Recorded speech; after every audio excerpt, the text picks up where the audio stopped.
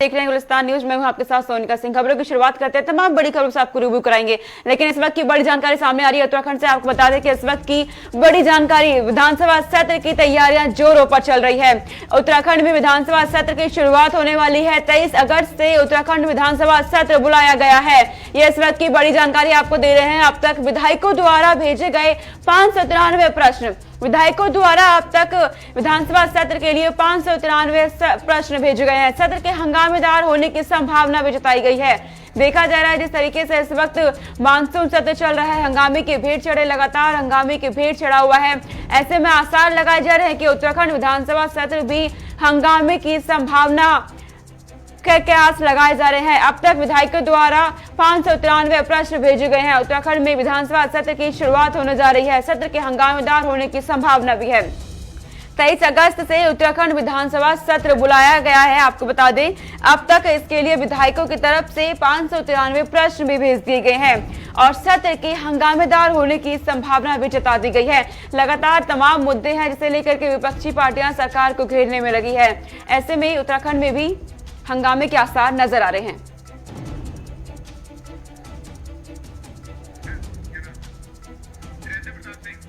उत्तराखंड से हमारे bureau chief Dhirendra Pratap Singh हमारे साथ जुड़ गए हैं तमाम जानकारियों के साथ। धीरेन्द्र, उत्तराखंड में भी विधानसभा सत्र की शुरुआत होने जा रही है। क्या लगता है कि हंगामे की भेंट चढ़ता नजर आएगा जिस तरीके से मानसून सत्र देखा जा रहा है? उनका देखिए, यह कोविड काल में इसके पहले के 2 सत्र मानसून कोविड की जो है भेंट चढ़ चुके हैं और ये लंबे समय के बाद ये सत्र आयोजित हो रहा है। क्योंकि सितंबर के पहले यहाँ पे विधानसभा सत्र का आयोजन करना जरूरी था, इसलिए मंगलवार को ही कैबिनेट में सरकार ने फैसला किया कि 23 अगस्त से 27 अगस्त के बीच मानसून सत्र का आयोजन किया जाएगा। इसमें 2 बातें महत्वपूर्ण है। इस बार नेता सदन भी नए होंगे और नेता प्रतिपक्ष भी नए होंगे। नेता सदन यानी मुख्यमंत्री भी नए होंगे इस बार विधानसभा में, और जो नेता प्रतिपक्ष है प्रीतम सिंह, वो भी एक नई भूमिका में, नए रोल में दिखाई देंगे। और देखने वाली बात यह है कि जो विधायक है उसमें उन लोगों में बेहद उत्साह है इस सत्र को लेकर के, और इसीलिए 700 के करीब प्रश्न अभी तक विधानसभा में लगाए जा चुके हैं। इन प्रश्नों का जवाब आना है विधानसभा के सदन पटल पे। तो निश्चित रूप से इस बार का जो सत्र है वो काफी हंगामेदार होगा, क्योंकि चुनाव के पहले का यह एक तरह से अंतिम सत्र भी हो सकता है। क्योंकि अगर दिसंबर में चुनावी प्रक्रिया शुरू हो जाएगी तो अगला जो सत्र है वो नई सरकार के उसमें होगा, गठन के बाद होगा। तो इसलिए इस बार के सत्र में जो विपक्ष है वो सरकार को घेरने की कोशिश करेगा, जो सत्ता पक्ष है वो अपनी तमाम कामों को विधानसभा के सदन पटल पे रखने की कोशिश करता हुआ दिखाई देगा। तो सोनिका, पूरी उम्मीद है कि इस बार का जो विधानसभा सत्र है, जो मानसून सत्र है, वो काफी हंगामेदार होगा। धीरेन्द्र, कौन कौन से प्रस्ताव पेश किए जा सकते हैं, क्या कुछ जानकारी? अभी इसके बारे में सरकार ने कोई विशेष जानकारी सोनिका नहीं दी है, लेकिन कुछ ऐसे मुद्दे जरूर हैं जो चुनाव को प्रभावित करेंगे। उसको सरकार चुनाव से पहले विधानसभा से पारित करा लेना चाहेगी। जल्द ही सरकार इस पे अपना रुख स्पष्ट करेगी और कौन कौन से प्रस्ताव लेकर के सदन पटल पे आ रही है वो भी बताएगी। तो विधानसभा सत्र के दौरान कौन से अहम मुद्दे रहेंगे बीजेपी की तरफ से अगर बात की जाए तो? देखिए, बीजेपी की तरफ से तो जो कोविड में उन्होंने काम किए हैं उसको बताने की कोशिश करेंगे। इसके साथ ही रोजगार के मुद्दे पे उन्होंने क्या काम किया है उसको बताने की कोशिश करेंगे। कानून एवं व्यवस्था के क्षेत्र में जो सरकार ने काम किया है उसको भी वहां पे वो बताने की कोशिश करेंगे। तो एक तरह से देखिए कि जो बीजेपी है, जो सत्ता में है इस समय, वो पूरी तरह से सदन में पॉजिटिव बातों को लाने की कोशिश करेगी। क्योंकि विधानसभा सत्र की जो कार्रवाई है वो तमाम मीडिया माध्यमों से आम जनता तक जाती है। तो एक बड़ा मौका भी होता है सरकार को, यानी ट्रेजरी बेंच के लिए, कि वो अपने तमाम कामों को यहाँ रखे जिससे पूरे प्रदेश की जनता में उनके कामों का संदेश जाए। लेकिन जो विपक्ष है उसके लिए भी एक अवसर होता है कि वह तमाम मुद्दों पे विधानसभा के सदन में सत्ता पक्ष को घेरे, क्योंकि उसका भी मैसेज जनता में जाता है और बहुत प्रभावी तरीके से जाता है। तो इसलिए जो हम लोग बात कर रहे हैं कि विधानसभा सत्र शायद तेज होगा, हंगामेदार होगा, तो उसका यही कारण है कि दोनों पक्ष अपनी अपनी बातें रखने की कोशिश करते हुए दिखाई देंगे। पेगासस का मुद्दा जो है, जो जासूसी का मुद्दा है, सेंट्रल गवर्नमेंट में आजकल चल रहा है, उसको भी लेकर के सदन में सवाल पूछे जाएंगे और उसको भी लेकर के हंगामा होने की पूरी संभावना है। इसके साथ ही जो भू कानून को लेकर के पूरे उत्तराखंड में एक नया आंदोलन खड़ा हो गया है, उसको लेकर के भी सरकार कोई बड़ा प्रस्ताव ला सकती है। क्योंकि कल और परसों जो राष्ट्रीय स्वयंसेवक संघ के साथ सरकार की समन्वय बैठक हुई है, उसमें उनके जो राष्ट्रीय संगठन महामंत्री BL संतोष आए थे, उन्होंने भी कहा है कि भू कानून को लेकर के सरकार चुनाव के पहले कोई एक कड़ा कदम उठाए। तो इन सबको लेकर के कुछ नए प्रस्ताव आ सकते हैं विधानसभा के सदन पटल पे। धीरेन्द्र, कांग्रेस की तरफ से क्या रणनीति आप देखते हैं घेरने की सरकार को, क्योंकि मुद्दे बहुत है, लगातार देखा गया उत्तराखंड में प्रदर्शन किए जा रहे थे, देवस्थान बोर्ड का भी मुद्दा है। बिल्कुल, देखिए देवस्थानम बोर्ड पे कांग्रेस काफी आक्रामक है। जैसे सरकार इस पे अडिग है, उसी तरह से कांग्रेस बेहद आक्रामक है। उसका जो प्रदेश नेतृत्व है लगातार इस बात को कह रहा है कि सरकार, अगर कांग्रेस की सरकार आती है 2022 में, तो देवस्थानम बोर्ड को समाप्त कर दिया जाएगा। जबकि उत्तराखंड की जो सरकार है वर्तमान में, वो कहते रहे हैं कि इस पे कोई कमी है, तो उनका जो डेलीगेशन है वो आ रहा है, हम उनकी बातें सुन रहे हैं और कुछ कमी है उसे दूर किया जाएगा। लेकिन ये राज्य के जो तीर्थ यात्री आते हैं, राज्य के मंदिरों के हित में, इसलिए इससे पीछे हटने का सवाल ही नहीं है।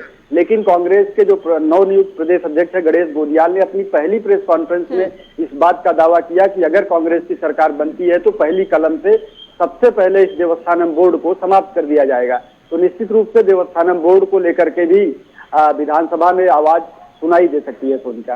ठीक है धीरेन्द्र, तमाम जानकारी आपने दी कि उत्तराखंड विधानसभा की शुरुआत होने जा रही है, क्या कुछ रहने वाला। बहुत शुक्रिया तमाम जानकारी हम तक पहुंचाने के लिए। आगे रुक करते हैं, उत्तराखंड में आगामी विधानसभा चुनाव हो रहे हैं 2022 में, तो ऐसे में बीजेपी की अहम बैठकों का दौर लगातार चल रहा है। उत्तराखंड विधानसभा चुनाव 2022 को लेकर के बीजेपी लगातार एक्टिव मोड में भी नजर आ रही है। बीजेपी का कुमाऊं क्षेत्र पर फोकस है। दरअसल बैठक में लगातार चर्चा हो रही है और इस बैठक में अहम फोकस कुमाऊं क्षेत्र पर है। बीजेपी ने बैठकों का दौर शुरू कर दिया है। 2022 में आगामी विधानसभा चुनाव होने हैं। उत्तराखंड में समय बहुत कम बचा है अब और बीजेपी लगातार तैयारियों में जुट गई है। बैठकों का दौर लगातार चल रहा है और आपको बता दें कि बीजेपी की तरफ से कुमाऊं क्षेत्र पर पूरा फोकस है। कुमाऊं क्षेत्र को साधने की पूरी कोशिश की जा रही है बीजेपी की तरफ से। लगातार बैठकों का दौर चल रहा है। आपको बता दें कि 2022 से पहले बीजेपी 2022 मिशन को साधने के लिए पूरी कोशिश कर रही है। तमाम बैठकें की जा रही हैं। हाईकमान की तरफ से लगातार फैसले लिए जा रहे हैं, रणनीति बनाई जा रही है। उत्तराखंड का जिक्र कर रहे हैं। तमाम कार्यकर्ताओं को जिम्मेदारी सौंपी जा रही है कि किस तरीके से कार्य करना है। सोशल मीडिया का इस्तेमाल भी पूरे तरीके से किया जाएगा। बीते दिन बैठक हुई थी जिसमें सोशल मीडिया वॉलंटियर्स के साथ बैठक की गई थी बीजेपी की तरफ से। लगातार बैठकों का दौर बीजेपी की तरफ से की जा रही है। सरकार पूरी तरीके से तैयारियों में जुट गई है क्योंकि उत्तराखंड में आगामी विधानसभा चुनाव है और सभी राजनीतिक दल इस वक्त एक्टिव मोड में नजर आ रहे हैं। ऐसे में बीजेपी कोई कमी नहीं छोड़ना चाहती क्योंकि नए सीएम के पास समय बहुत कम है। सामान्य तौर पर संगठन में जो उत्तराखंड के विभिन्न विषय होते हैं और कैसे उन्हें गति देनी है, कैसे उनको तेजी से काम चलना है, कैसे समाज के साथ, संगठन के साथ, सब लोगों का एक साथ समन्वय हो, उसके लिए ऐसी बैठकें नियमित रूप से चलती रहती हैं। वही बैठक चल रही है। हमारे संवाददाता नवीन शुक्ला हमारे साथ जुड़ गए तमाम जानकारी के साथ। नवीन, 2022 के मिशन को लेकर के बीजेपी लगातार तैयारियों में जुट गई है। क्या रणनीति आप देख रहे हैं, किस तरीके से तैयारियां चल रही है उत्तराखंड में?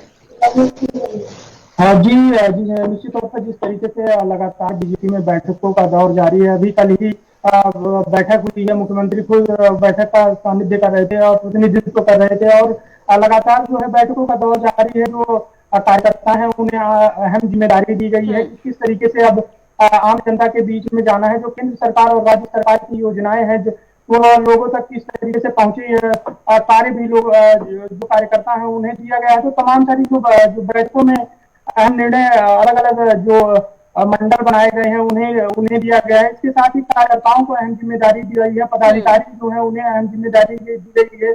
क्षेत्रों का निर्धारण किया गया है कि कौन गढ़वाल क्षेत्र में रहेगा और कौन कुमाऊं क्षेत्र में। तो तमाम सारी जो तैयारियां हम तरफ से की जा रही हैं क्योंकि अब चुनाव में जो है वक्त बहुत कम बचा हुआ है, तो चुनावी शंखनाद शुरू हो गया है। लगातार बैठकों का दौर बीजेपी में जारी है और जो कार्यकर्ता हैं उन्हें अहम जिम्मेदारी सौंपी जा रही है। सोशल मीडिया एक ट्रैक बनाया गया है कि सोशल मीडिया के माध्यम से आम जनता तक पहुंचा जाए। अगर जहां पर कार्यकर्ता नहीं पहुंच पा रहे हैं वहां पर फोन के माध्यम से संपर्क किया जाए, सोशल मीडिया के माध्यम से संपर्क किया जाए। तो तमाम सारी जो व्यवस्थाएं हैं उन्हें दुरुस्त करने का काम बीजेपी ने शुरू कर दिया है और लगातार बैठकों के साथ कार्यकर्ताओं को अहम जिम्मेदारी दी गई है। नवीन, बीजेपी कुमाऊं क्षेत्र का तरफ पूरा फोकस कर रही है, तो क्या रणनीति बना रही है कुमाऊं क्षेत्र को साधने की? जी निश्चित तौर पर मुख्यमंत्री स्वयं कुमाऊं से हैं, तो कहीं ना कहीं जो फोकस है वह कुमाऊं पर भी है। हालांकि बीजेपी की तरफ से यह कहा जाता है कि समूचे उत्तराखंड में जो बीजेपी का घर है और बीजेपी वहां पर पूरी तरीके से काबिज भी होगी 2022 के चुनाव में। लेकिन कहीं ना कहीं जो अगर कुमाऊं क्षेत्र की भी बात की जाए तो कुमाऊं क्षेत्र में फोकस किया गया है। इसके साथ ही बैठकों का दौर जो जारी है। इसके साथ प्रदेश अध्यक्ष को भी जिम्मेदारी दी गई है कि वह क्षेत्र का दौरा करेंगे और स्वयं मुख्यमंत्री भी मॉनिटरिंग पे लगे हुए हैं, वो जिलों का दौरा करेंगे। तो कहीं ना कहीं तैयारियां पूरी जोर शोर पर हैं और कार्यकर्ताओं को भी जिम्मेदारी दी गई है और मुख्यमंत्री स्वयं लोग मॉनिटरिंग कर रहे हैं इन सभी चीजों की जो भी बैठकें हो रही हैं वो खुद प्रतिभाग कर रहे हैं। तो कहीं ना कहीं 2022 का चुनाव है, काफी तैयारियां बीजेपी की तरफ से की जा रही हैं। लेकिन अब देखने वाली बात यह होगी कि 2022 में जनता किसकी तरफ जाती है, ये तो 2022 का चुनाव ही बताएगा। ये 2022 का चुनाव ही बताएगा नवीन। लेकिन तमाम पार्टियां दावे कर रही हैं कई जनता के पास जाकर के, तो ऐसे में जनता का क्या मूड आप देख रहे हैं कि बीजेपी की तरफ? जनता का साफ तौर पर कहना है कि जो जनता के हितों में फैसला लेगा जनता उसी को वोट करेगी। अभी जनता का रुझान आना शुरू नहीं हुआ है। हालांकि जो तमाम सारे दल हैं, अगर क्षेत्रीय दलों की बात की जाए या फिर अन्य दलों की बात की जाए, तो अब जनता के बीच अपने लोक लुभावन वादे लेकर जरूर जा रही है। तो कहीं ना कहीं अब जो पार्टियों का लोगों तक पहुंचना, जनसंपर्क करना अब शुरू हो गया है। पार्टी जो तमाम सारी पार्टियां हैं अपने अपने वादे लेकर जनता के बीच में जा रही हैं। लेकिन जनता भी अपना जो मूड है वह बताने के अब अभी नहीं बता रही है। तो कहीं ना कहीं अभी जनता मॉनिटरिंग का काम जनता खुद भी कर रही है, पार्टियों की मॉनिटरिंग का काम कर रही है।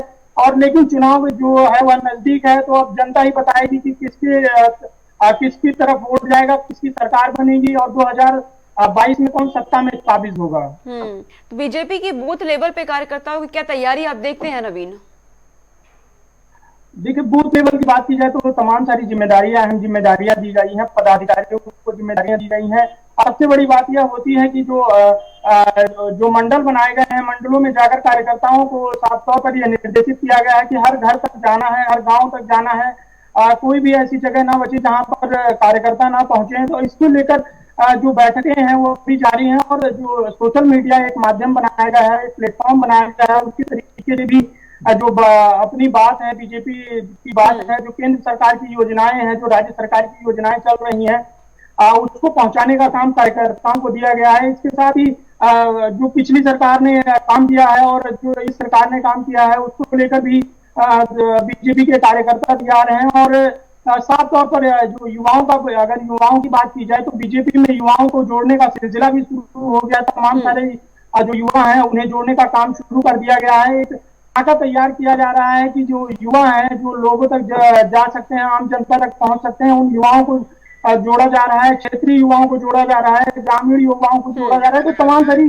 जो तैयारियां हैं बीजेपी की तरफ से पूरी कर ली गई हैं और जो जिम्मेदारियां भी हैं उन्हें भी अब धीरे धीरे जो बीजेपी के कार्यकर्ता हैं, जो तमाम सारे लोग हैं, उन्हें सौंपी जा रही हैं। ठीक है नवीन, तमाम जानकारी आपने दी कि बीजेपी किस तरीके से तैयारियां कर रही है उत्तराखंड में, क्योंकि समय बहुत कम बचा है आगामी विधानसभा चुनाव में। बहुत शुक्रिया आपका तमाम जानकारी हम तक पहुंचाने के लिए। आगे रुक करते हैं उत्तराखंड के जिक्र करेंगे। उत्तराखंड में आगामी विधानसभा चुनाव है 2022 में और अब कांग्रेस भी मिशन 2022 के लिए शुरू हो गई है। उत्तराखंड कांग्रेस ने अपना मिशन 2022 की शुरुआत कर दी है। कार्यकारी अध्यक्षों को काम भी सौंप दिए गए हैं। दरअसल आगामी विधानसभा चुनाव होने हैं, ऐसे में प्रदेश प्रभारी देवेंद्र यादव ने चारों कार्यकारी अध्यक्षों को काम सौंप दिए हैं। कांग्रेस की ओर से कोर कमेटी की मीटिंग 3 और 4 अगस्त को होनी है। कोर कमेटी की मीटिंग होनी है कांग्रेस की 3 और 4 अगस्त को। लगातार बैठकों का दौर चल रहा है। कांग्रेस के अंदर भी 2022 मिशन के लिए तैयार नजर आ रही है कांग्रेस पार्टी। इस वक्त कार्यकर्ता तमाम कार्य करते हुए नजर भी आ रहे हैं। उत्तराखंड की बात करें, उत्तराखंड में कांग्रेस की बात करें तो प्रदेश प्रभारी देवेंद्र यादव ने चारों कार्यकारी अध्यक्षों को काम भी सौंप दिए हैं। जिम्मेदारियां सौंपी जा रही है तमाम कार्यकर्ताओं को। इसी के साथ कांग्रेस की कोर कमेटी की मीटिंग होनी है 3 और 4 अगस्त को। 3 और 4 अगस्त को मीटिंग होनी है। अहम मीटिंग ही मानी जा रही है। अहम मुद्दों पर बातचीत की जा सकती है, रणनीति बनाई जा सकती है इस मीटिंग के दौरान आगामी विधानसभा चुनाव को लेकर, क्योंकि समय बहुत कम बचा है और कांग्रेस भी लगातार एक्टिव मोड में नजर आ रही है उत्तराखंड में। और कांग्रेस की तरफ से दावे भी किए जा रहे हैं कि आगामी विधानसभा चुनाव के बाद कांग्रेस एक बार फिर से सत्ता में वापसी करेगी। हालांकि तस्वीरें 2022 के बाद देखने को मिलेगी कि जनता किसका चुनाव करती है, लेकिन तमाम राजनीतिक पार्टियां इस वक्त अपने अपनी तरफ से दावे कर रही हैं। और इसी बीच अब उत्तराखंड कांग्रेस का मिशन 2022 की शुरुआत कर दी है। 2022 को लेकर के एक्टिव नजर आ रही है कांग्रेस भी। कार्यकारी अध्यक्षों को काम भी सौंप दिए गए हैं। प्रदेश प्रभारी देवेंद्र यादव ने सभी को काम सौंपे हैं। कांग्रेस की कोर कमेटी की मीटिंग होने वाली है 3 और 4 अगस्त को। अहम मीटिंग होगी ये। इस वक्त की बड़ी जानकारी आपको दे रहे हैं। उत्तराखंड कांग्रेस का मिशन 2022 की शुरुआत कर दी है। तमाम रणनीति बनाई जा रही है, कार्यकर्ताओं को जिम्मेदारियां सौंपी जा रही है। उत्तराखंड कांग्रेस का मिशन 2022 की शुरुआत हो गई है। कार्यकारी अध्यक्षों को काम भी सौंपे जा रहे हैं। लगातार बैठकों का दौर चल रहा है कांग्रेस में। प्रदेश प्रभारी देवेंद्र यादव एक्टिव मोड में नजर आ रहे हैं। चारों कार्यकारी अध्यक्षों को काम भी सौंपे गए हैं। हमारी संवाददाता विशाखा चौधरी हमारे साथ जुड़ी है तमाम जानकारी के साथ। विशाखा, एक और बीजेपी नजर आ रही है एक्टिव मोड में, अब दूसरी ओर कांग्रेस भी मिशन 2022 की शुरुआत कर दी है। क्या रणनीति आप देख रहे हैं कांग्रेस की? फिलहाल कांग्रेस और जिस तरीके से खबर सामने आई कि आगामी 3 से 4 अगस्त को जो कोर कमेटी की बैठक है कांग्रेस के द्वारा वो आयोजित की जाएगी और जो तमाम कार्यकर्ता है उनसे फिलहाल रिपोर्ट मांगी गई है और उसी रिपोर्ट के आधार पर 2022 के जो रणनीति है चुनाव की वो तैयार की जाएगी।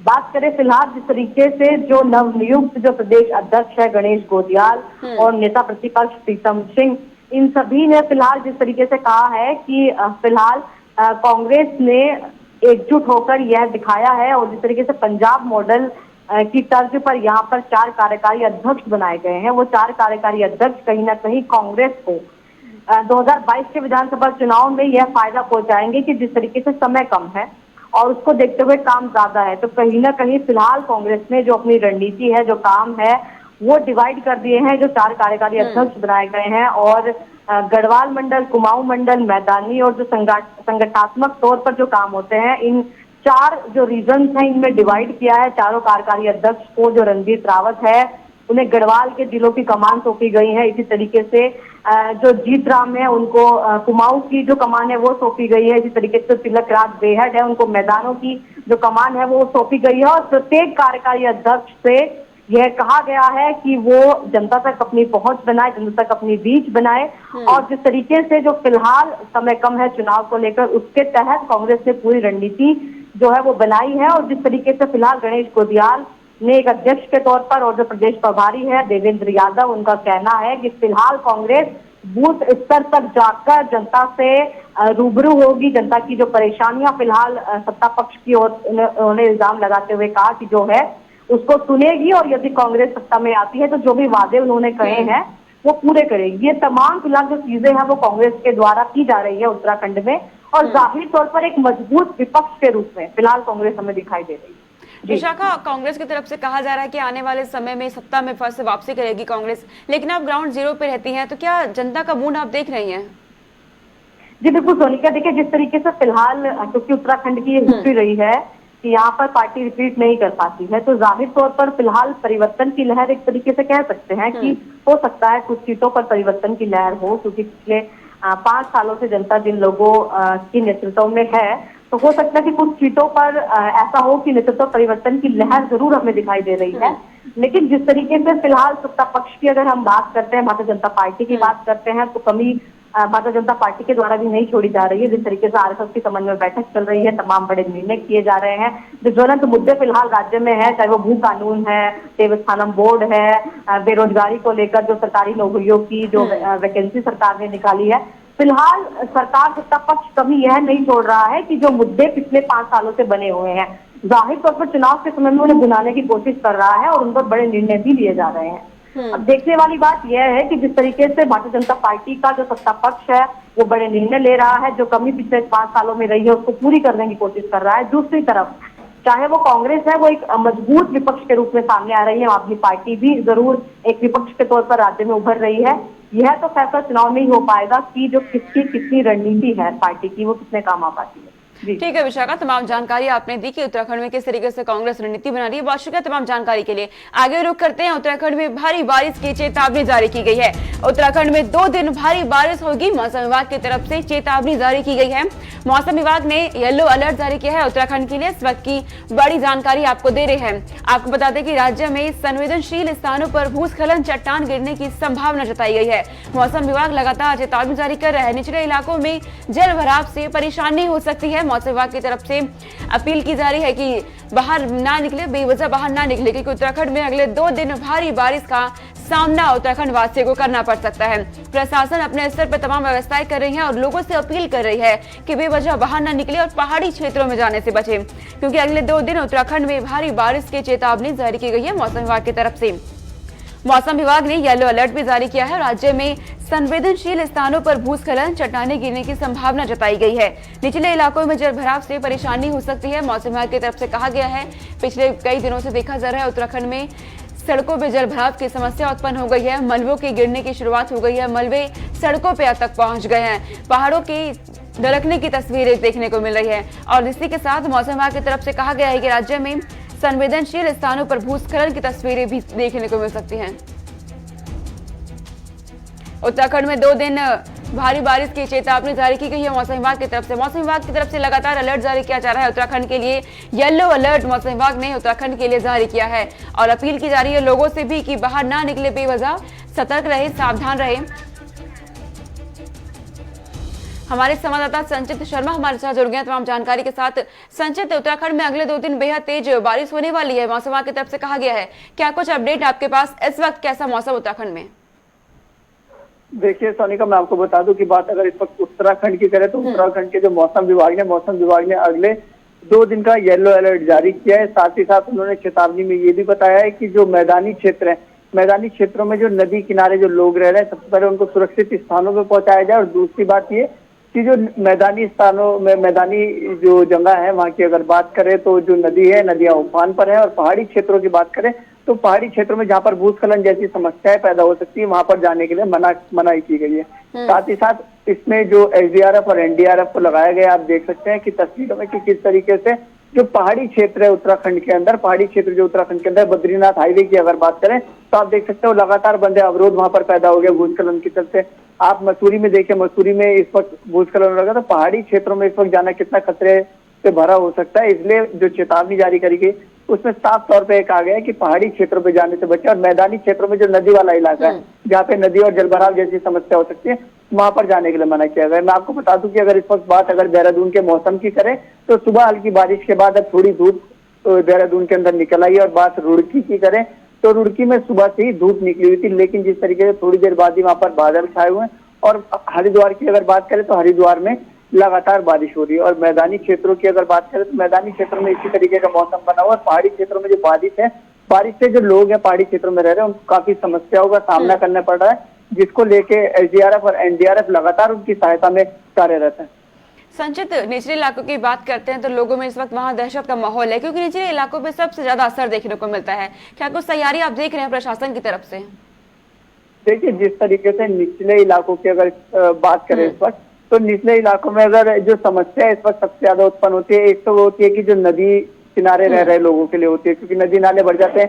जो नगर निगम का कार्य, नगर निगम जिस तरीके से कार्य कर रहा है उसे आप देख सकते हैं तस्वीरों में, उनकी हकीकत बयां कर रहे हैं। उनके बड़े बड़े जो दावे वादे किए गए थे उनकी पोल खोलते हुए आपकी तस्वीरें आपको नजर आ रही होंगी कि जिस तरीके से नगर निगम कह रहा है कि उन्होंने पूरी तैयारियां कर ली थी और सड़कों में पानी भरने की समस्या जिसको लेकर के कहीं गड्ढे खुले होते हैं, कहीं सड़कें टूटी होती है, उसको लेकर के जो लोगों को चोट लग जाती है। ऐसी समस्या इस वक्त उत्तराखंड के अंदर पैदा हो रही है। और जहाँ पर पानी की निकासी जिन क्षेत्रों में नहीं है वहां पे लोगों को अपने घर से बाहर निकलने में काफी दिक्कत आ रही है। बात अगर देहरादून से लगे कुछ किलोमीटर अगर दूर की बात करें, मुख्यमंत्री आवास से महज 7 से 10 किलोमीटर दूर अगर बात करें IT पार्क क्षेत्र की, तो आप देख सकते हैं IT पार्क क्षेत्र का हाल ये है कि वहां पर 4 फीट से ऊपर तक का पानी वहां पर बह रहा है। लोगों को घर से लोग 2 दिन से घर से बाहर नहीं निकले। तो आप देख सकते हैं कितनी बड़ी समस्या इस वक्त देहरादून के निचले इलाके जो मैदानी क्षेत्रों की अगर बात करें तो मैदानी क्षेत्रों में किस तरीके से लोगों को समस्या का सामना करना पड़ रहा है। ठीक है संचित, तमाम जानकारी आपने दी कि उत्तराखंड में किस तरीके से मौसम का अपडेट है इस वक्त और लोगों का जीवन यापन किस तरीके से हो रहा है। बहुत शुक्रिया तमाम जानकारी के लिए।